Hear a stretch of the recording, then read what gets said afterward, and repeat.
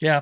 So back to the developer topic. One of the things that I've noticed in this, and I don't know if you've seen this, especially when I talk with folks in non like DevOps or developer relations, DevRel space, is I hear a lot of people, we just want developers, but they don't understand that not all developers are created equal, right? So there are multiple types of developers. A front end developer is very different than a full stack developer, very different than a DevOps engineer or a backend developer, right?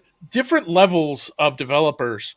And I think that the thought process, especially depending on where DevRel fits in an organization, tends to fall in get me all the developers versus get me the right segment of developers. And so for you, I'm curious, what are your thoughts on that? And how have you kind of refined which developers are the most interesting for you at Couchbase? It's interesting. So we do have personas, but then the first thing I want to say is that setting a database is such a different thing than setting a SaaS.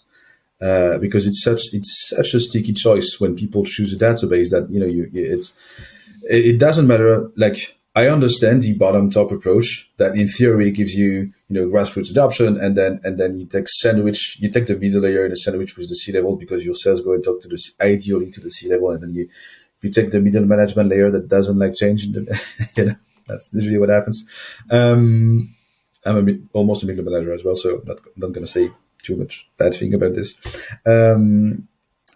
So yeah, it's you can talk to every developer if you have a database for sure.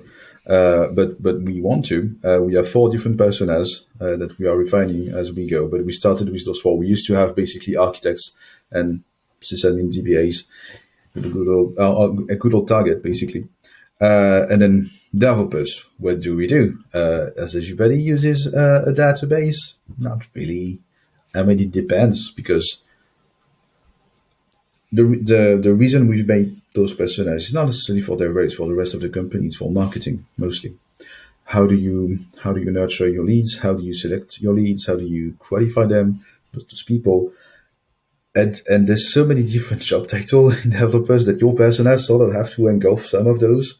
And so we kept our architects, C-level, people that have the money and the decision power. We kept that because we were a database, and those people still decide for that. Most databases might change when serverless becomes ubiquitous, stateful serverless, when every database has some stateful serverless offer. It might diminish a bit, but we still talk to these people. We still talk to our ops and our DBAs because they are important users as well. But what has changed at Couchbase is we want to talk to more developers as well. It has changed because we went from being a pure software vendor to being a cloud provider, to being a database as a service provider. And so being a database as a service provider, ops and DBA somewhat become less important because you move the infrastructure part away. And then, so if you run ops, well, it's managed already. I mean, of course, we don't do everything automatically, and people should not do all the things automatically because this can lead to terrible effects like an increase of your invoice or a domino effect. Because if you automate failover and provisioning, and then something doesn't work, you're going to have some very weird activities on your cluster. So we still need ops and DBAs, maybe less so. They can do more interesting things. Like no one wants to manually do a backup thing. Because you remember the time when they had this list of this is the backup procedure, and you have to copy paste the thing, and we all know what happens when people copy paste things. It doesn't work. So you automate that. That's what I did at Clever Cloud Platform as a Service. That's what we do with Couchbase Capella. Give back brain, important time for people. So yeah, DBA still super important. We have this cool query workbench, and they can run explain on the SQL query just like any SQL database. DBA is still important. But thing is, that's just one very specific and less important part, because it's going to be less ops, less DBA, more people that build the stuff, and so more backend developers, more mobile developer because we do have a mobile offering, and more full stack developer. But then, what the hell does full stack mean? Yeah, well, that's a good question, right? Because I mean, from a full stack developer perspective, you almost mix in several roles in a lot of cases because it's like you're baking a cake, right? And you add a little bit of what a DBA used to do, you add some of that SRE capability, you add some DevOps, you add some front end, you add some of the glue from that kind of like middleware API type of focus. It's a bit of everything. And you start being funny when you change the size of the company, because if you're in a startup with 4 developers, then you're full stack. And if you're in a massive company, then the scope is a bit different. So we chose those personas. Mobile is a bit of a different story. We have to have mobile developer and cater to mobile developer. They are very different from most of us. They expect somewhat different things. Because we have Couchbase Mobile, which is this offline synchronization, you have a database on your phone and it syncs to the cloud database. So people that build apps, basically. And then we want to talk about the people that build not mobile app, but everything else. Everything else, if you're a big company or a backend developer, you do all the middleware, you do all the microservices, you do all the, all that stuff. And then we decided that full stack was not necessarily about the number of stacks that people know and the different level, but more about training and when you do a bootcamp, people tell you, well, now you're a full stack developer. Or when you do any, what's the word? Not training, but like any school, any bootcamp, any certification, and any you end up having the full stack, job, because that's what people want to do now. Okay, fine. You're now junior or full stack developer, and you know how to do everything.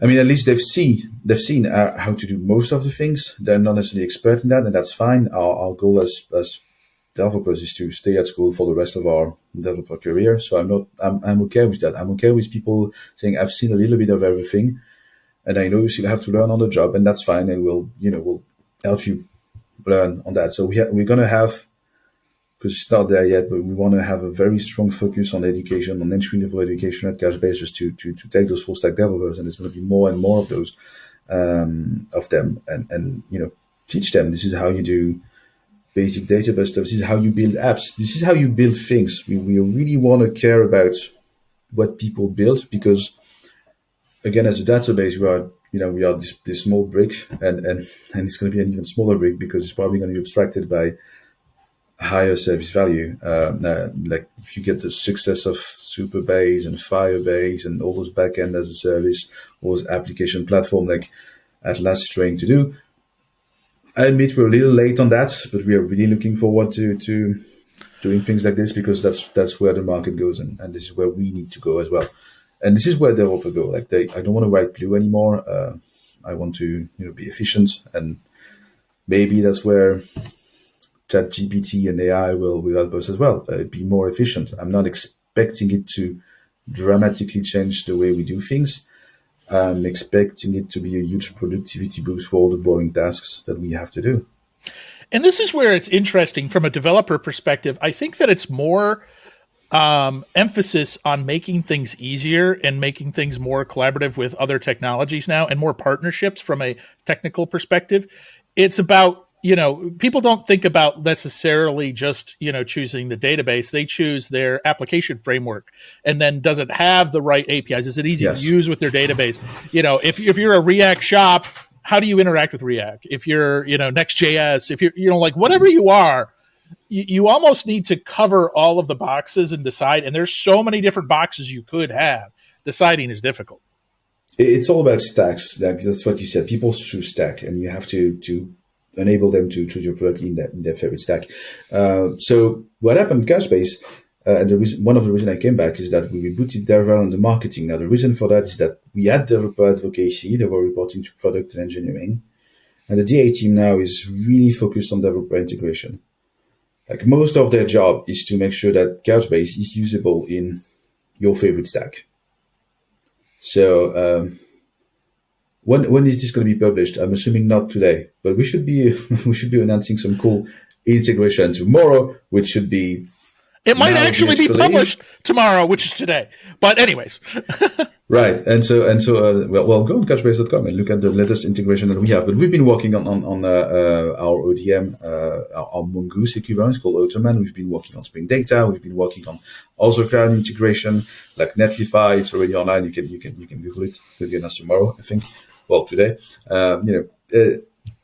they are working on this, and because it's so important, the DA team now is almost full time doing this. And our CMO said, well, that's a perfect opportunity to restart DevRel on the marketing, which is where I came in.